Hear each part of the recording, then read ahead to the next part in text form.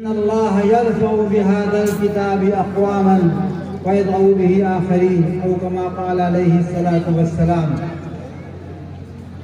ہوں لاکھوں سلام اس آقا پر، دل لاکھوں جس نے جوڑ دیے، دنیا کو دیا پیغام سکون، انسانوں کے رخ موڑ دیے. اس محسن اعظم نے الیاس کیا کیا نہ دیا انسانوں کو، دستور دیا، منشور دیا، کئی راہیں دی، کئی موڑ دیے. جب زبان پر ذکر تاجدار آئے تو لازم ہے کہ ذکر چار یار آئے. بو بکر عمر عثمان و حیدر باوفا جب ہوں تو کیوں کر نباغ مصطفیٰ میں پھر بہار آئے. صلی اللہ تعالی علیہ وعلی آلہ واصحابہ وبارک وسلم تسلیما کثیرا کثیرا. کسی نے بڑے اچھے انداز میں بڑی آج کل کے اور پہلے کے ماحول کو کھینچا ہے اور بڑا اچھا انداز اپنایا ہے. جب سر میں ہوائے طاعت تھی، سر سبز شجر امید کا تھا. جب سرسر عصیاں چلنے لگی، اس پیڑ نے پھلنا چھوڑ دیا. اللہ کی راہیں اب بھی ہیں کھلی، آثار و نشان سب قائم ہیں. اللہ کے بندوں نے لیکن اس راہ پہ چلنا چھوڑ دیا. حضرات علماء کرام اور بزرگان محترم، عزیز بھائیوں اور ہماری محترم مائیں اور بہنیں، میں شکر گزار ہوں حضرت مولانا مفتی اطہر صاحب اور مولانا مفتی عمران صاحب اور دیگر اراکین کا کہ ان حضرات نے ہمیں یہاں حاضری کا موقع دیا.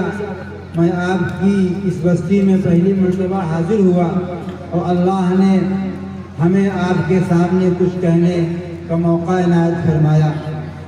میرے بھائیوں، دعا کریں کہ اللہ تعالی ہماری زبان سے کچھ حق نفع بخش بات کہلوا دے اور ہم سب کو اس صحیح بات پر عمل کرنے کی توفیق عطا فرمائے.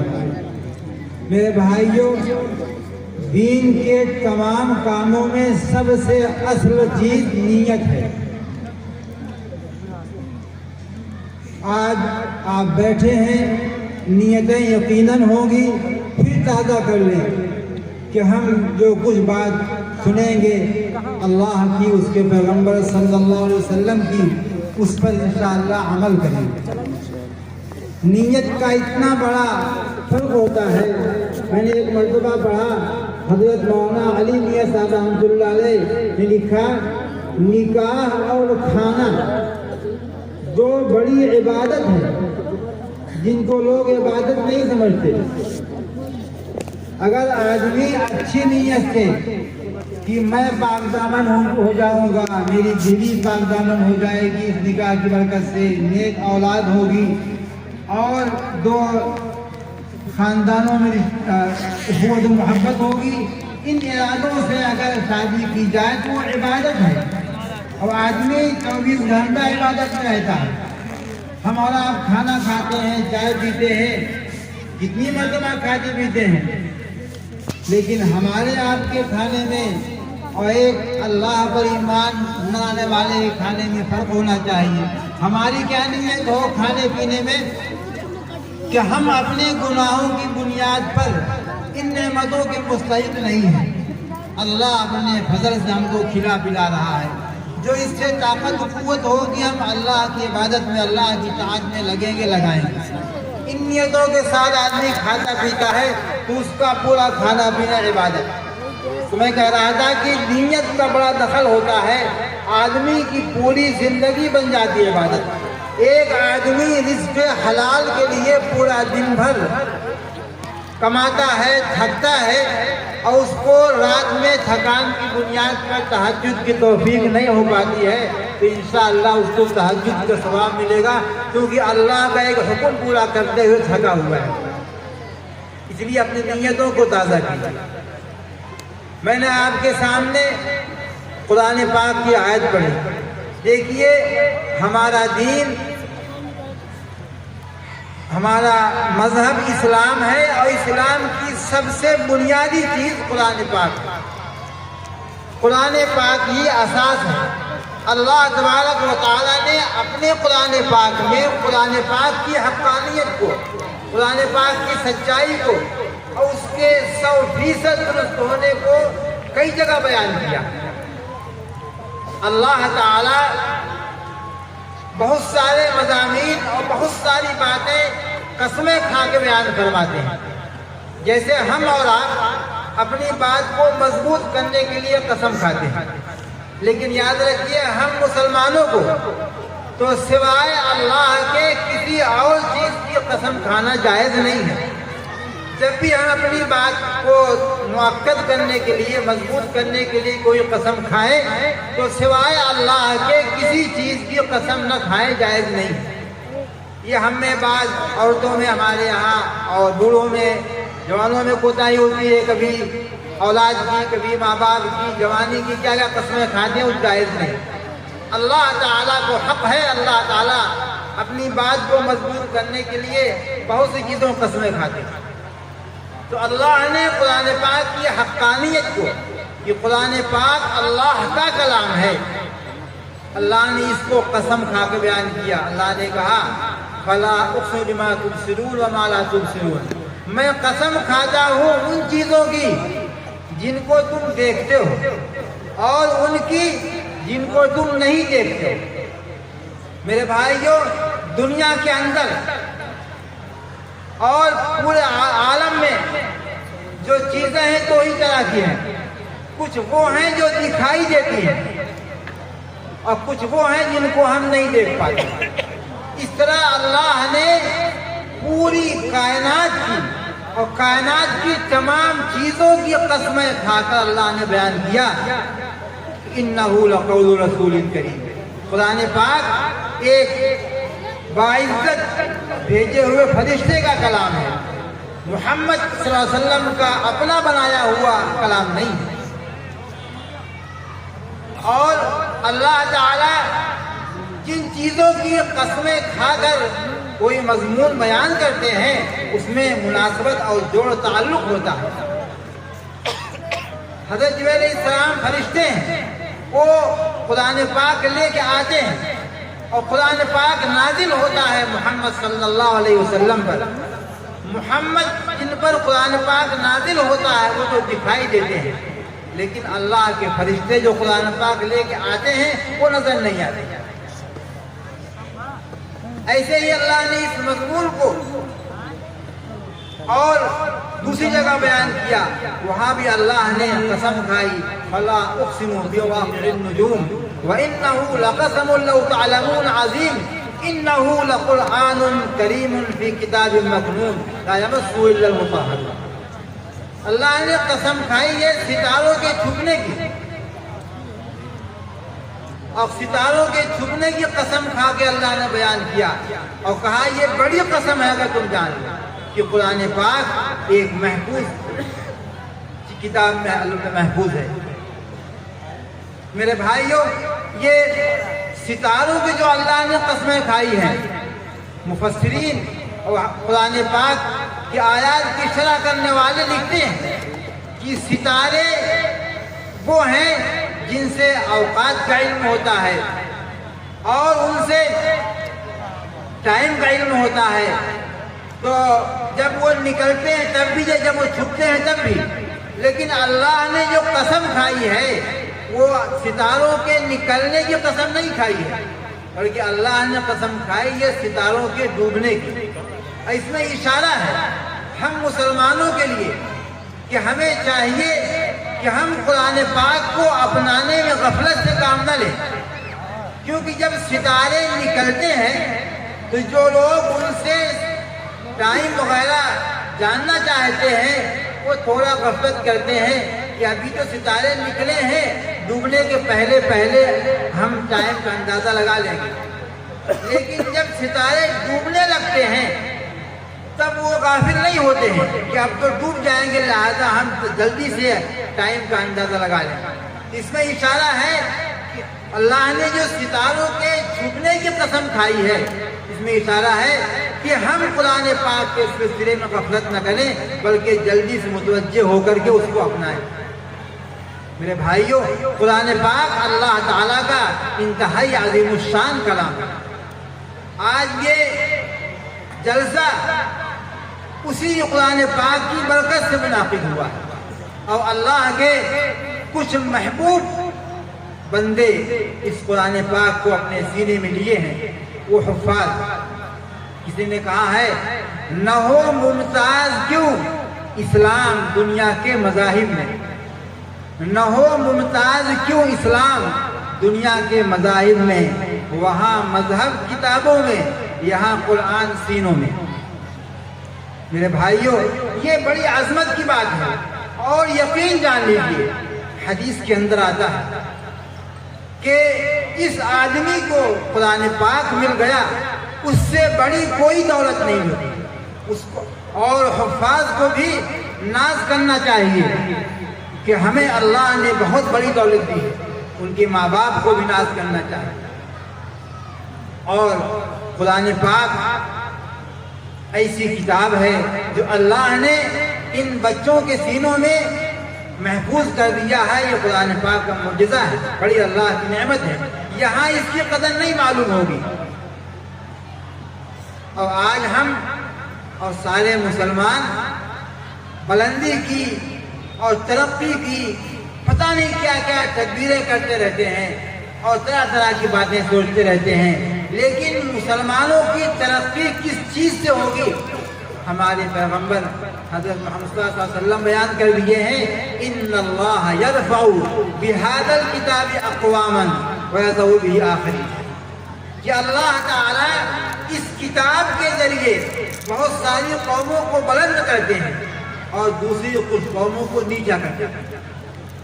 واضح بات ہے، جو لوگ قرآن پاک کو اپنائیں گے، قرآن پاک کو پڑھیں گے، پڑھائیں گے، سینے سے لگائیں گے، اس کے الفاظ کو جانیں گے، قرآن کو جانیں گے، معانی کو جانیں گے، تو اس کی برکت سے اللہ تعالیٰ ان کو بلند کریں گے، اونچا کریں گے۔ اور جو لوگ قرآن پاک کو پسے پشت ڈالیں گے، چھوڑ دیں گے، لاپرواہی کریں گے، اللہ ان کو نیچا کرے گا۔ میرے بھائی، جو اللہ کے پیغمبر صلی اللہ علیہ وسلم فرماتے ہیں وہ 100% درست ہے۔ آج آپ اندازہ لگا لیجئے، یہ مدرسے ہیں، یہ مکاتب ہیں جہاں الحمدللہ قرآن پاک کے الفاظ کی، قرآن کی معانی کی تعلیم ہوتی ہے، لیکن ہماری قوم کے کتنے بچے یہاں پڑھتے ہیں اور ہمارے گھروں میں قرآن پاک کی تلاوت کی، اس کی معانی کی سمجھنے کی کتنی توجہ ہوتی ہے۔ ابھی حضرت مولانا انیس صاحب دامت برکاتہم نے بڑے اچھے انداز میں بات بیان کر کے آپ کو پیغام دیا ہے، اس سلسلے میں ہمیں بڑی کوتاہی ہوتی ہے۔ اصل بات یہ ہے کہ ہماری ان کوتاہیوں کا نتیجہ ہے کہ آج ہم پست ہوتے جا رہے ہیں اور ہماری عزت، آبرو اور بہت ساری چیزوں پر بٹا لگ رہا ہے، کیونکہ ہم نے قرآن پاک کو چھوڑا۔ قرآن پاک نام ہے الفاظ کا اور اس کی قرآت کا اور اس کے معانی کا، تینوں کے نام ہے قرآن پاک۔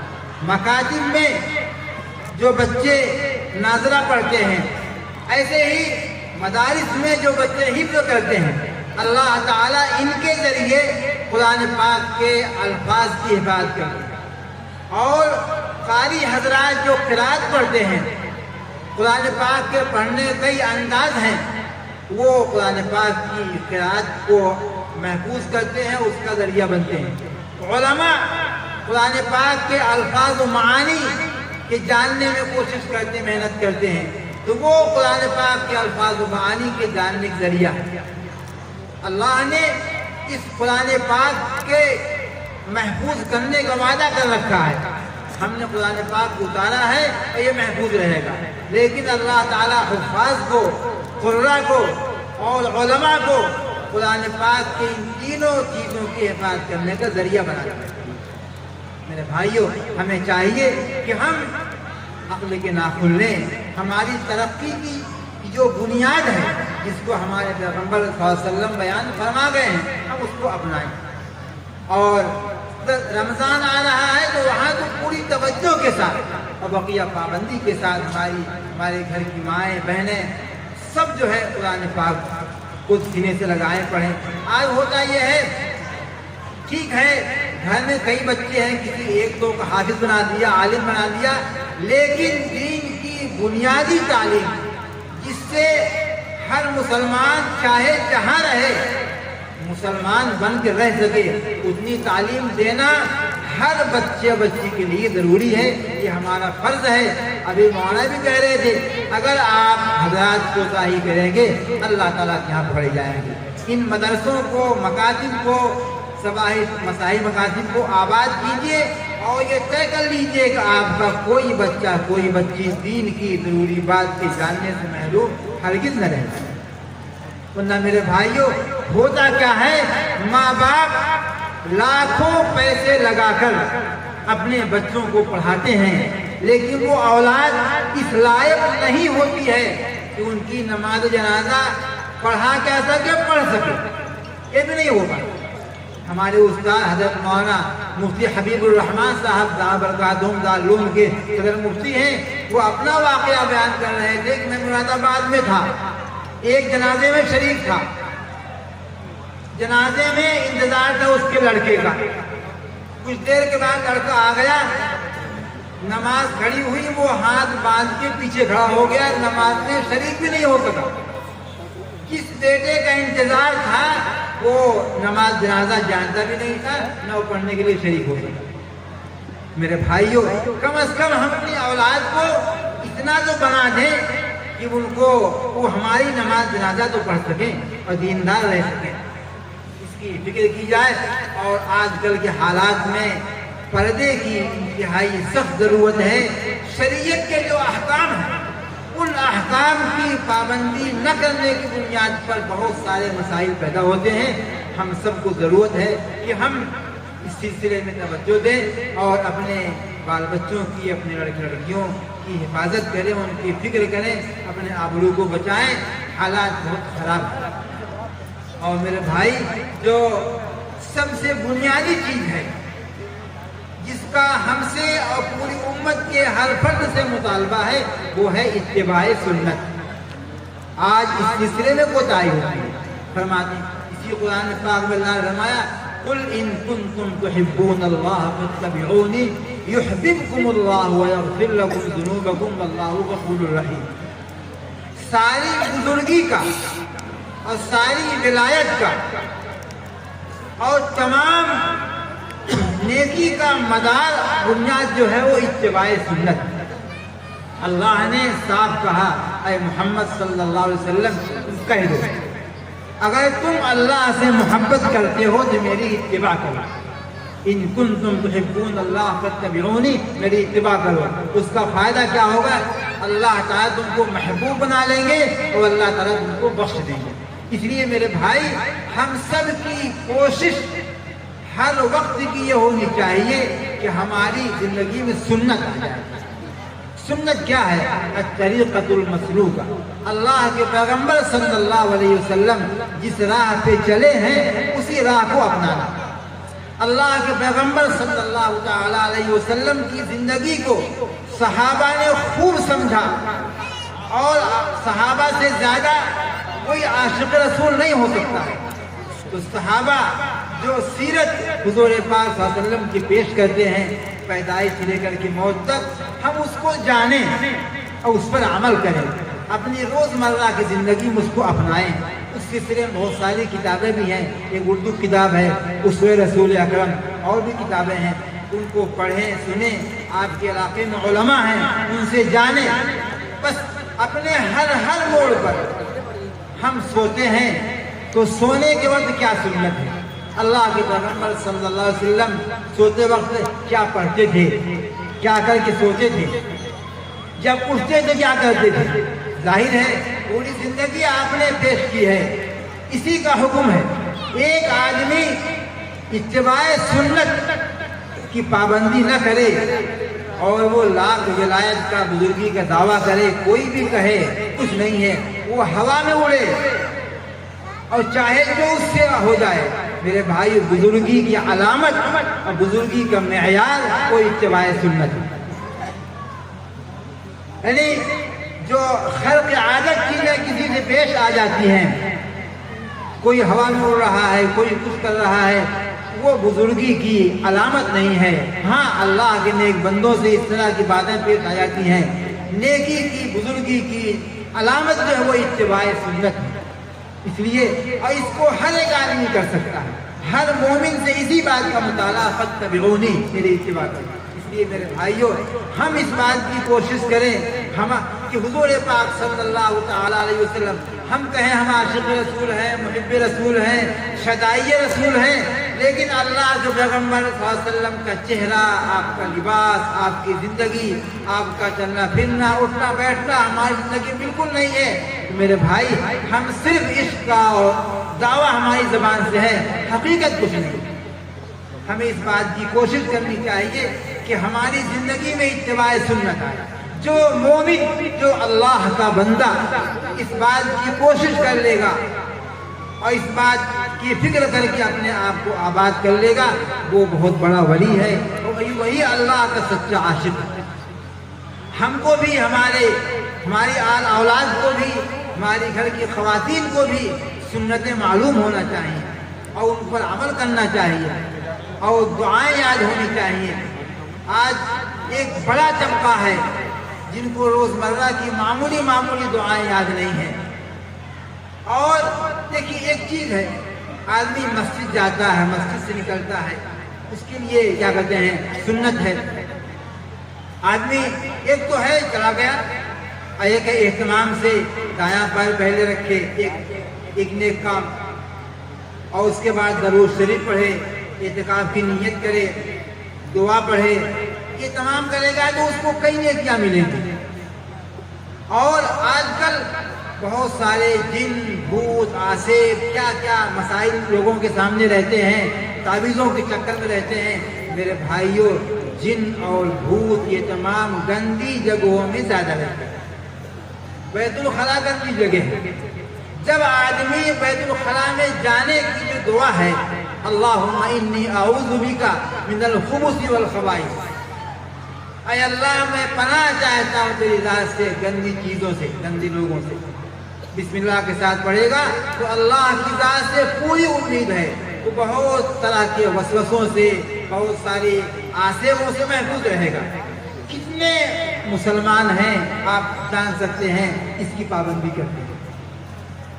میرے بھائیوں ہم دعا خود یاد رکھیں، اپنی بال بچوں کو سکھائیں، ان سے سنیں. جب آدمی بیت الخلا میں جائے تو بایاں پیر ڈالے. یہ تو بھائی ہمارے روز کا کام ہے، روز کی ضرورت ہے، 3-4 بار کی ضرورت ہے. بایاں پیر جائے اور دعا پڑھے، نکلنے کے بعد کی دعا پڑھے.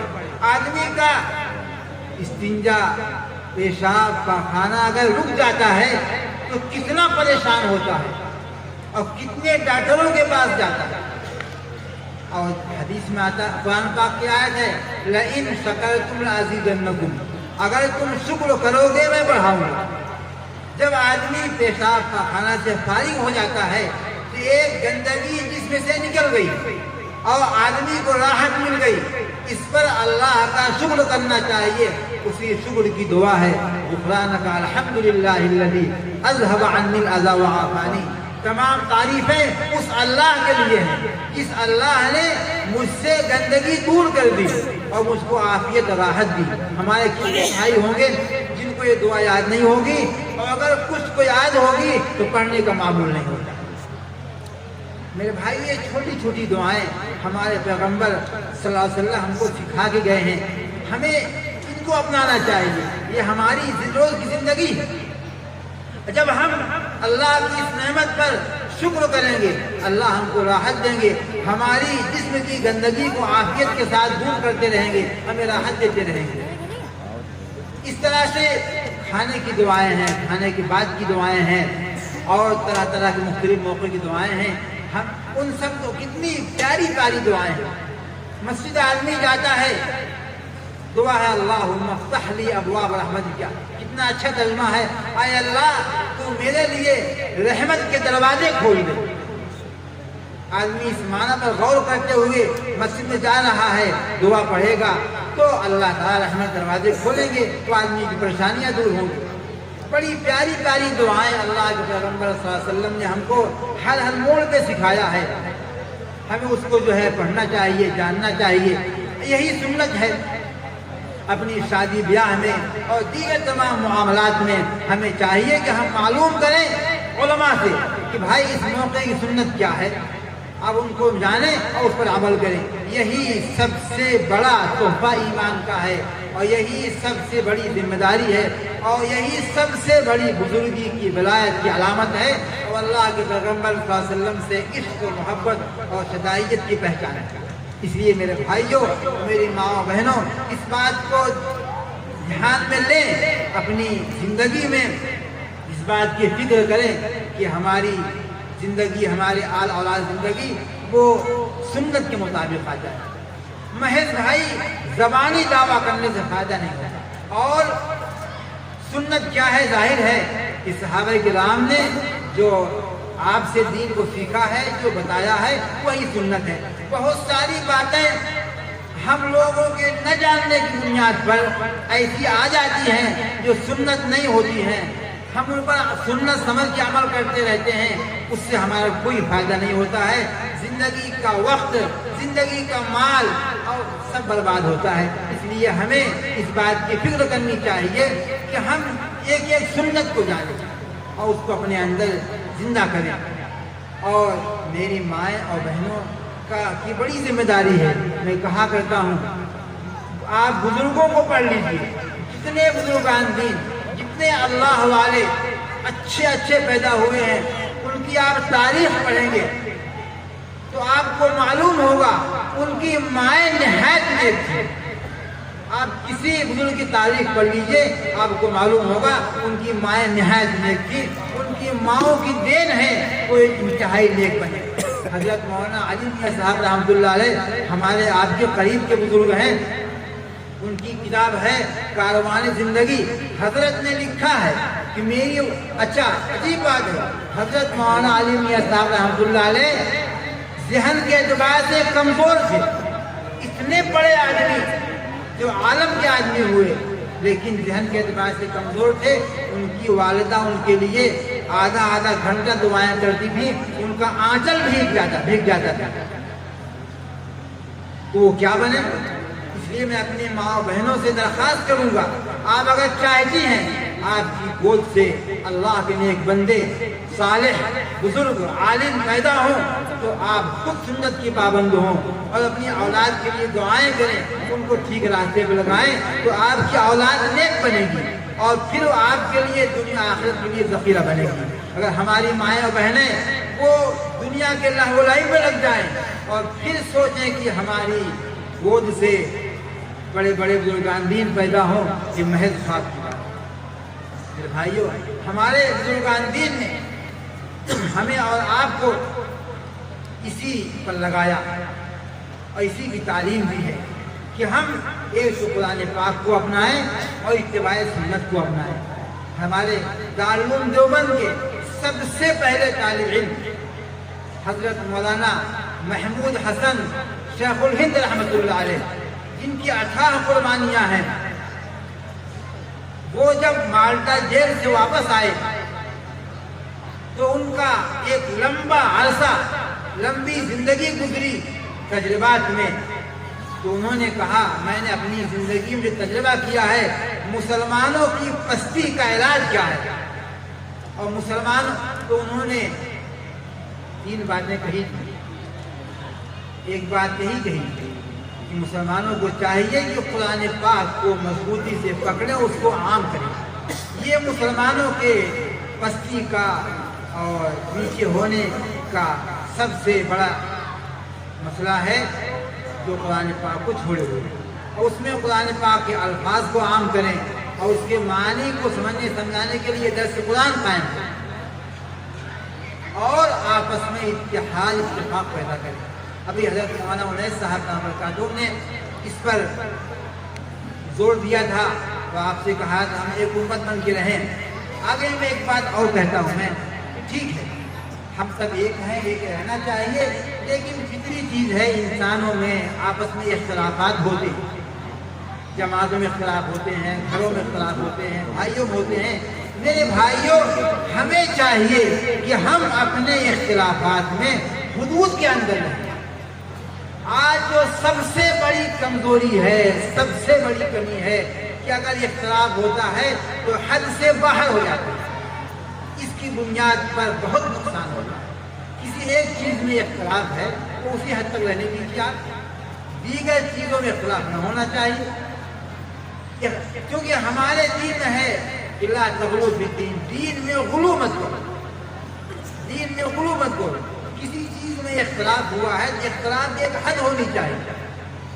ہم نے اپنے اساتذہ کو دیکھا، ان میں بھی کبھی کبھی اختلاف ہوتا ہے، لیکن جہاں موقع آتا ہے، اگر ان کے یہاں کوئی بیمار ہوا دیکھنے جائیں گے، ان کے یہاں کوئی خوشی کا موقع ہوا مبارکباد دیں گے، ان کی جو خوبیاں ان کو بیان کریں گے۔ جس کسی ایک مسئلے میں اختلاف ہے اس کو اسی حد تک رہنے دیجیے۔ اختلاف اور رائے میں فرق تو صحابہ کرام سے چلا آ رہا ہے، لیکن کمی اور جو فتنہ اور فساد کا بہت بڑا ذریعہ بن رہا ہے، جس سے امت بہت پیچھے چلی جا رہی ہے، اس میں وہی ہے کہ اختلاف میں وہ حد سے تجاوز کر رہا ہے۔ کسی ایک مسئلے میں رائے میں اختلاف ہو گیا تو اب اس کی ہر برائی کو پکڑیں گے اور تمام نیکیاں اس کے بھول جائیں گے، اور دین کو مفاد سامنے رکھ کر نہیں، بس اپنی ایک آنا کو سامنے رکھ کر کے سارے نئے نئے مسائل پیدا کریں۔ اس لیے میرے بھائیوں، اتحاد اور اتفاق قائم کرنا یہ مسلمانوں کی ترقی کے لیے بہت بنیادی ضروری چیز ہے۔ اختلافات ہوتے ہیں جماعتوں میں، افراد میں، گھروں میں، بھائیوں میں، لیکن اس کی ایک حد ہونی چاہیے۔ کبھی بھی جس مسئلے میں اختلاف ہے اس سے آگے بڑھ کر کے اور دیگر چیزوں میں آپس میں دوریاں پیدا کرنا، ایک دوسرے کی ٹانگ کھینچنا، ایک دوسرے کو نیچے کرنے کی کوشش کرنا، یہ سب چیزیں کب ہوتی ہیں؟ جبکہ انسان کی نگاہ آخرت پر نہیں رہتی۔ ہماری نگاہ آخرت کو ہونی چاہیے۔ اگر ہمارا ایک بھائی جس سے ہمیں کچھ اختلاف ہے، ایک مسئلے میں اختلاف ہے، اس سے کوئی دینی کام ہو رہا ہے تو ہمیں دین کا فائدہ سمجھتے ہوئے اس کا تعاون کرنا چاہیے، اس کی مدد کرنی چاہیے۔ اگر مدد نہ کر سکیں تو کم از کم اس کی مخالفت نہ کریں، جس سے دین کے کام میں فرق آئے۔ لیکن ہوتا یہ ہے کہ جس سے تھوڑا اختلاف ہے تو ہر چیز میں اس کی ٹانگ کھینچائی کے اندر رکھتے ہیں، جس سے دین کا بہت بڑا نقصان ہوتا ہے، اور انسان کی طاقت، قوت، مال بجائے کسی اچھے کام میں لگنے کے غلط کام میں لگنے لگتی ہے، اور انسان سوچ نہیں پاتا۔ اس لیے میرے بھائیوں، ہمیں چاہیے کہ ہم اپنے آپ کو سنبھالیں، اور اس سلسلے میں دیکھیے دو چیزیں ہیں، یاد رکھیے، یہ جو اسلام کے ہم الفاظ ذرا بولیں، اسلام کی ترقی نہیں چاہتے ہیں، وہ لوگ چاہتے ہیں تو آج سے نہیں، بہت دنوں سے چاہتے ہیں کہ عوام کا اور علماء کا تعلق ٹوٹ جائے۔ یاد رکھیے، اگر یہ ہوگا تو ظاہر ہے عوام دین کہاں سیکھیں گے۔ اس لیے میرے بھائیوں، آپ تاریخ پڑھ لیجئے، یہ کوشش کی جاتی رہی ہے، لہذا آپ کی ذمہ داری ہے آپ اپنے تمام مسائل میں، تمام چیزوں میں علماء سے رجوع کریں، اور علماء کی بہت بڑی ذمہ داری ہے کہ وہ دین کے تمام مسائل میں دین کو صحیح سیکھے جانے، اور اللہ کو حاضر ناظر رکھ کر کہ ہمیں کل اللہ کے ہاں جواب دینا ہوگا۔ ہم نے جس کو جو مسئلہ بتایا، قرآن پاک کی جو جس آیت کی جو تشریح کی اور جو ہم نے رہنمائی کی، چاہے وہ جس جماعت کا، جس طرح کا آدمی ہو، عالم ہو، اگر وہ جس کو جو رخ دے گا وہ عمل کرے گا تو صحیح رخ دے گا، عمل کرے گا، اللہ تعالیٰ کے یہاں ثواب پائے گا۔ اگر رخ غلط دے گا تو اللہ تعالیٰ کے یہاں بات کرے گا۔ تو علماء کی ذمہ داری ہے کہ ہم صحیح دین کو قرآن و حدیث سے جانیں اور عوام کی صحیح رہنمائی کریں۔ صحیح ہے، اور عوام کی ذمہ داری ہے اپنے تمام مسائل میں اپنے علماء سے رابطہ رکھیں، ان سے دین صحیح سمجھے، جو دین کی صحیح بات بتائیں اس پر عمل کریں۔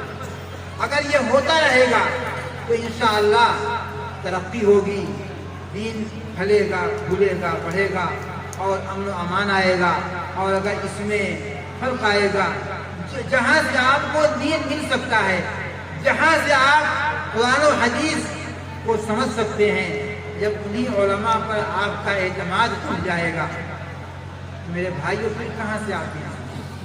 اس لیے کہ آپ کی ذمہ داری ہے، آپ کے علاقے میں علماء ہیں، میں نے دونوں باتیں کہہ دی، ان کو بھی چاہیے کہ پوری توجہ کے ساتھ صحیح دین سیکھیں، آپ پوری رہنمائی ہر پل پہ کریں اور آپ کو جو ان سے رابطہ رکھیں۔ یہ آپ کا مدرسہ ہے، ظاہر ہے یہاں تو بچے پڑھیں گے، آپ کی ذمہ داری ہے اپنے بچوں کو یہاں بھیجیے، ان کو دین سکھائیے، اس سے تعلق رکھیے۔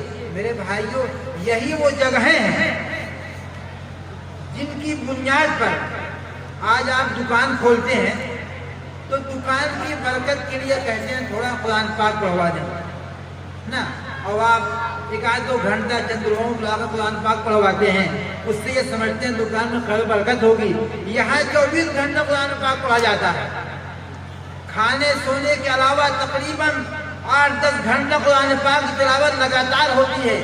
یہاں اللہ کی برکت نہیں اترے گی میرے بھائیوں، یقیناً اترے گی، یہی اترے گی، اور انہی تلاوتوں کی اور عبادات کی برکت سے پورے علاقے سے فتنے اٹھ جائیں گے، اور پورے علاقے سے اللہ ناراضگی اٹھ جائے گی، تو اللہ تعالیٰ کی طرف سے رحمت کی بارش ہوگی۔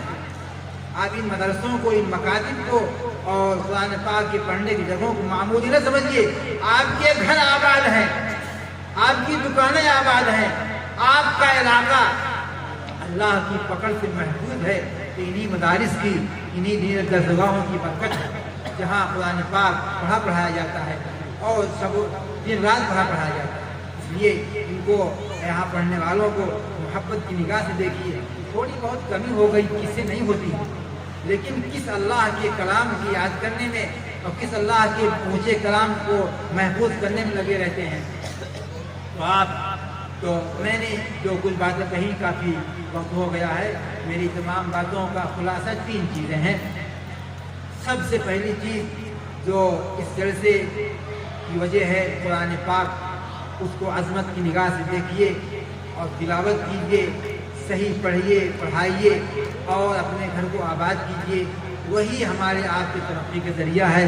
دوسری بات یہ ہے کہ اتباع سنت کی کوشش کیجیے، اسی کو عام کیجیے۔ سنت جو چیز نہ ہو اس کو چھوڑ دینا چاہیے، کیونکہ اس میں ہمارا وقت، ہمارا مال سب ضائع جائے گا، کچھ ملنا نہیں ہے۔ اور تیسری چیز یہ ہے، اتحاد، اتفاق کو قائم کیجیے، باقی رکھیے، اختلافات کو حدود قائم کیجیے، اور تھوڑی چیز میں اختلاف ہو جائے تو اس سے تمام باتوں کو بھول جانا اور پھر اس اختلاف کو ہوا دینا، یہ انتہائی ناسمجھی ہے۔ اور اسی کے ساتھ ساتھ آپ کے جو مدرسے ہیں، جو مکاتب ہیں، ان کو محبت کی نگاہ سے دیکھیے، اپنے بچوں کو پڑھائیے۔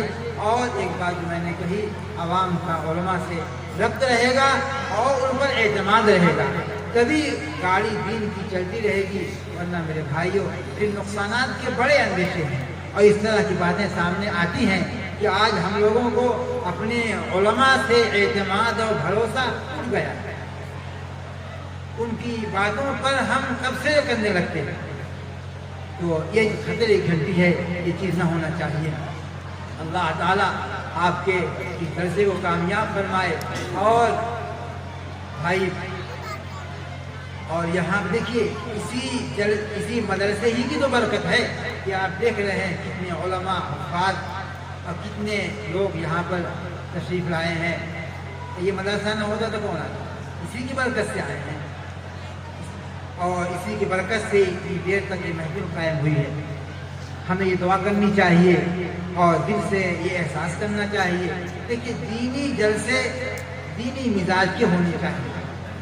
اگر ہم سے اس سلسلے میں کچھ چوک ہوئی ہے، اللہ سے توبہ کریں، اللہ سے نادم ہوں اور استغفار کریں، تاکہ ان جلسوں کا جو فائدہ ہونا چاہیے، روحانی فائدہ، وہ ہم سب کو اور پورے علاقے کو پہنچے، اور آئندہ بھی۔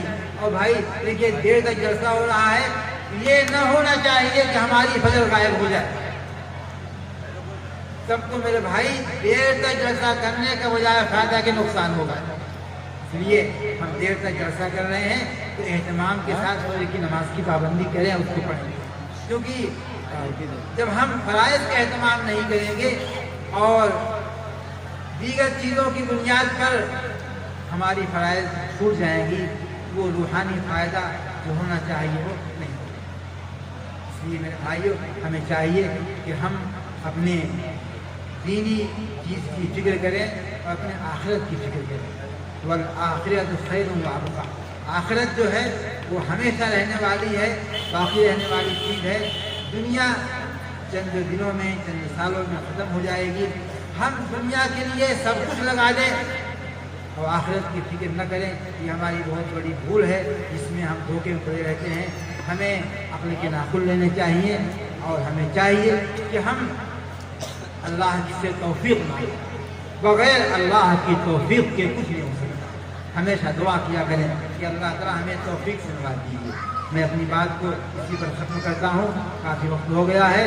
قرآن پاک سے اپنا تعلق بڑھائیں, اتباع سنت کی فکر کریں اور علماء و عوام میں ربط ہونا چاہیے. آپس کے اتحاد کو بڑھاوا دیں, مدارس سے اپنا تعلق بڑھائیں اور اپنے بچوں کو یہاں پڑھنے کے لیے بھیجیں. وہی انشاءاللہ آپ کے لیے وہ ذخیرہ آخرت بنے گا.